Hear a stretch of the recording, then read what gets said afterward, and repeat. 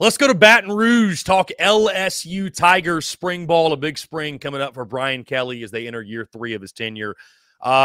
Really intriguing storylines, Blaine, I think, in the spring, both offensively and defensively. We'll start on the defensive side. This was a defense. If LSU was average, Blaine, on defense, they're in the college football playoff. I firmly believe that because the offense was electric. And give Brian Kelly, give LSU a ton of credit because they put their money where their mouth is. They didn't just go out and get somebody. They got arguably the best. Blake Baker, former Missouri DC. He's now, I think, unless somebody else has taken over, I believe he's the highest paid assistant in college football, unless maybe Chip Kelly's getting more to Ohio State. I have no idea. Either way, highest paid assistant in the SEC, no doubt. We need to see it early. I think we need to see it in the spring. I think changing the culture on the defensive side. It's like oil and water watching LSU in bad defense playing. Like what we saw last year with the talent, especially with guys like Harold Perkins and Mekhi Wingo and those guys on the defensive front, it made no sense. You wonder about the depth, right? Because it's weird to think it could be a talent issue, but depth up front, I thought Dominic McKinley was a huge signing for them, retaining him in this signing class. But Blake Baker showing signs of a defense that knows how to tackle. Like we're getting back to the fundamentals, Blaine, when it comes to the LSU defense. When you talk about what you want to hear from Brian Kelly, Blake Baker, the spring game, it just comes down to let's execute the fundamentals. Let's just start there when it comes to this new era on defense. Yeah, and you said it. I mean, with Mason Smith and all these guys going on, to the NFL, I just don't know who's going to line up and be in the 2 deep there at defensive tackle. So we got to see that. Got to see across that defensive line, manufacture some depth. But Blake Baker is a builder, right? He helped Eli Drinkwitz build that defense there at Missouri over a 2-year span to be one of the better ones in the top 5 in the SEC, no doubt. And when it comes down to it, they just have to do the fundamentals better. There were times where, okay, they're in man coverage, they get beat. They're in zone coverage, they get lost. They don't give great effort pursuing the football. They try to arm tackle and don't run their feet through tackles, all this kind of stuff. I mean, it was a embarrassment on the defensive side of the football. And I think Blake Baker is a great guy to come back and try to work through that for them. And, they did bring in some guys in the transfer portal. Jair Brown from Ohio State is going to help out at corner.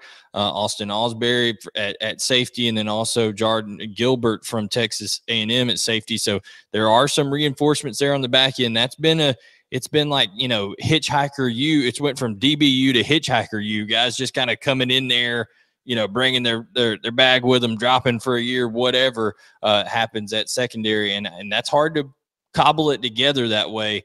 We'll see how the secondary looks this year. But, yeah, I think, fundamentally, you can't be much worse. Blake Baker's going to get it better up there down there at LSU. And, Blaine, on the offensive side of the football, and as we look at the experience returning production for LSU, they rank 60th in college football. 63% of their production returns for the Bayou Bengals. And as you look offensively, 55%. 71% on the defensive side. Let's switch to the offensive side of the football, a new era. Again, Garrett Nussmeier takes over for Jaden Daniels. I will say, I know fans, I don't know if anybody's ever really going to get used to, Blaine, the idea of opt-outs and guys sitting out, and everybody's got their own opinion on it. But I think we saw with LSU why it can be a positive, because a guy like Garrett Nussmeier, he gets the bowl game against Wisconsin to be QB1. He shines. He plays very well. Now, all of a sudden, there's a lot of optimism. There's a lot of positive feelings.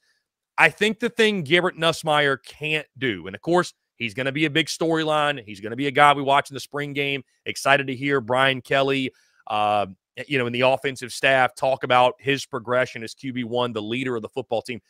The one thing he can't do is try to be Jaden Daniels. I don't know if he could be him or even try to replicate him if he wanted to, because he doesn't have that running ability. But either way, he's not going to be him, literally the Heisman Trophy winner.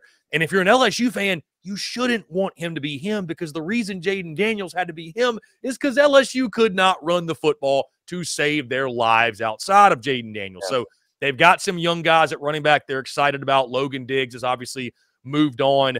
The guy that I'm most excited about, Blaine, and we actually did a piece of content on him about a week and a half or so ago, CJ Williams, the Liberty transfer, because you got to replace Malik Neighbors. So there's a lot of new pieces on the offensive side, but led by Joe Sloan and Cortez Hankton, right? You lose Mike Denbrock, but I'm not as worried about LSU on the offensive side as some others, assuming Garrett Nussmeier can pick up where he left off in that bowl game, and we obviously need to see it in the spring. Yeah, Daniels from Liberty is going to be tremendous. That's a big deal. CJ Daniels coming over from the Flames. He had a great year, but I think when it comes down to it, who I'm most excited to see for LSU is I want to see them really find a way to utilize Aaron Anderson. Okay, this is a guy that Mike Denbrock said before the season last year, we've got to get this guy the ball. We got to get him the ball.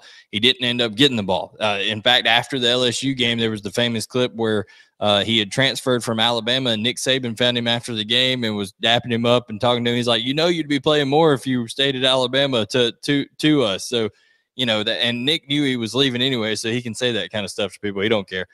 So when it came down to it, Aaron Anderson is a guy that I want to see, get utilized a little bit more. He can be dynamic in the return game. He can, be great in the slot.